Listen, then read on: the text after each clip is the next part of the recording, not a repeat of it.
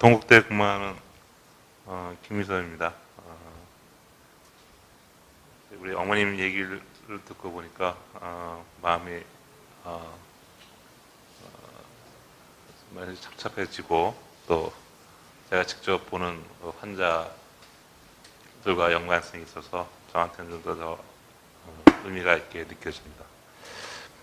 저는 처음에 이 시간을 통해서 잠깐 우리나라 신생아학이 어떻게 발전돼 왔고, 그래서 그리고 또 지금 어떠한 그런 그 문제점이 있는지에 대해서 잠시 말씀드리도록 하겠습니다. 국내에는 1980년대 중반부터 신생아 인공호흡기가 이제 도입이 됐습니다. 이후에 미숙아의 생존율은 비약적인 발전이 있어 왔습니다. 그리고 소아과 전문의를 마치고 전임이 제대로 활성화되면서 신생아 치료에 대한 전문의가 배출되면서 학술과 지식이 향상되는 체계를 갖추게 되었습니다. 그리고 최근 20년 동안 1kg 미만 극소 미숙아의 생존율이 현저히 좋아지고 있습니다.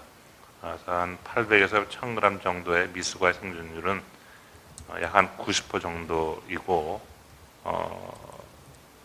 이것은 이제 전국적으로 거의 아마 비슷해진 것 같습니다.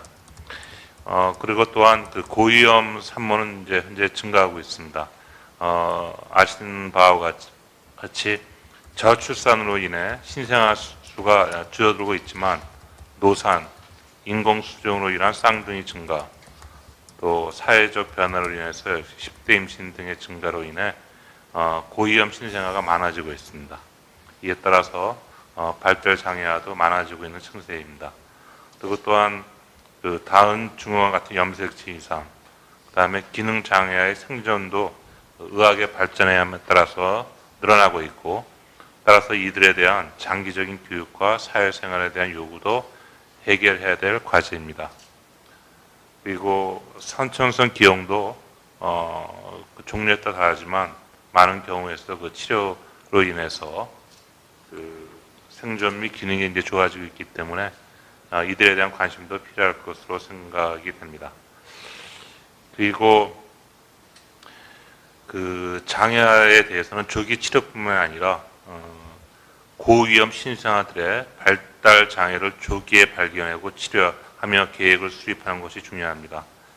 한국의 현실은 보호자가 병원에서 하는 발달 검사와 재활 치료에 대부분 의지하는 상황으로 조기 개입에 대한 홍보와 체계 확립이 시급하다고 생각됩니다. 그리고 또 한 가지, 이건 아마 신생하는 사람은 자주 경험하는 건데, 제가 경험한 최근 환자 중에서 뇌실이 출생 전에 문제가 없음에도 커진 그런 경우가 있는데, 그런 경우에는 발달 위험이 있고 또 정신과 질환의 위험도 높아지고 있는데, 이러한 경우 조기 치료를 어떻게 해야 될지, 그리고 또 최근에는 MRI 등을 사진을 기초로 해서 이런 아이들의 그런 예후, 그다음에 어떤 장애가 있는지에 대해서도 연구가 좀 활발히 진행되고 있는데, 이런 경우 또 조기 치료를 어떻게 해야 되는지도 한번 생각해 볼 필요가 있을 거라고 생각합니다. 그래서 이런 그 장애가 예측되는 아들에 대해서 일찍 조기 치료가 실행될 그런 그 필요가 있다고 생각합니다. 그렇지만 아기의 그 발달 잠재력이 높아 나중에 생각보다 정상으로 성장하는 경우가 흔한데, 그래서 과잉 치료에 대한 보호자 부담, 보험 재정 등도 역시 또 같이 고려해야 될 사항으로 생각됩니다. 그리고 그 한국에서는 여성의 취업이 많아지고 핵 가족화되면서 조기 치료에 있어서 다양한 상황에 맞게 치료가 이루어질 필요가 있다고 생각합니다. 부모님이 일하는 경우 그 유아원에서 치료가 잘 시행된다든가, 아니면 저녁 시간에 그런 활용을 해서 그 보호자들에게 치료를 제공한다든가, 또 핵 가족화가 이루어지고 있지만 할머니, 할아버지들이 또 개입을 했으니까 이런 거는 그런 그 서양과 문화가 다른 우리나라만의 문화를 또 어떻게 하면 잘 이용해서 그런 그 조기 개입 치료가 이루어질 수 있게 또 우리나라만의 어떤 상황도 한번 고려해 볼 필요가 있다고 생각됩니다. 그 다음에는 환자들의 부모들이 경제적인 차이가 있기 때문에 어떤 경우는 살기 바쁜데 치료에 시간을 낼 수 없는 경우도 저도 직접 경험했고요. 또한 또 어떤 경우는 경제적 여유가 있는 경우에 좀 더 개인적으로 좀 더 구체적인 치료를 원하는 경우도 있을 것 같아서 이러한 그 사회 재정적인 그런 면도 그 고려해 볼 필요가 있다고 생각합니다. 그리고 한 가지 이거는 그냥 제 항상 개인적인 생각 두 가지를 한번 꼭 말씀드리고 싶습니다. 첫 번째는 서양에서는 장애가 있으면 그 장애만이 이제 문제가 되는데 우리나라는 그 사람 자체도 장애인으로 취급하는 경우가 많은 것 같아요. 그래서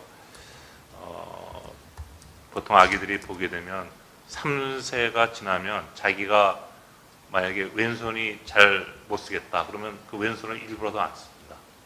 그 숨기기 위해서. 그래서 그러니까 우리 여러분들의 노력, 저희들의 그런 노력이 이러한 장애인에 대한 그 편견도 좀 바뀌는 그런 계기가 됐으면 좋겠다고 생각이 되고요. 그리고 저는 항상 이건데 이건 뭐 우리 영아의 문제가 아니라 이건 나중의 문제인데 이 장애인, 그러니까 특히 미숙아인 경우에 이제 장애가 생겼을 경우에 부모님이 살아 있을 때는 그래도 관심을 갖고 치료하고 그럴 수가 있는데 그러면 부모님이 만약에 늙었을 때는 어떻게 할 거냐 이거죠. 그래서 이런 것은 우리 국가 차원에서 그러니까 이 장애인에 대한 그런 그 성장뿐만 아니라 그다음에 그 취업, 그다음에 그 이후의 생활에 대해서도 체계적인 그런 그 제도 확립이 필요하다고 생각되고 그래야지 우리 부모님들이 그래도 좀 안심하고 자녀 아기들을 키울 수 있지 않을까 그런 생각을 해봅니다.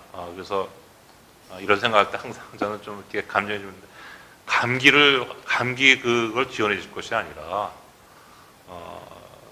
실질적으로 필요한 것을 지원해 줘야 되지 않을까.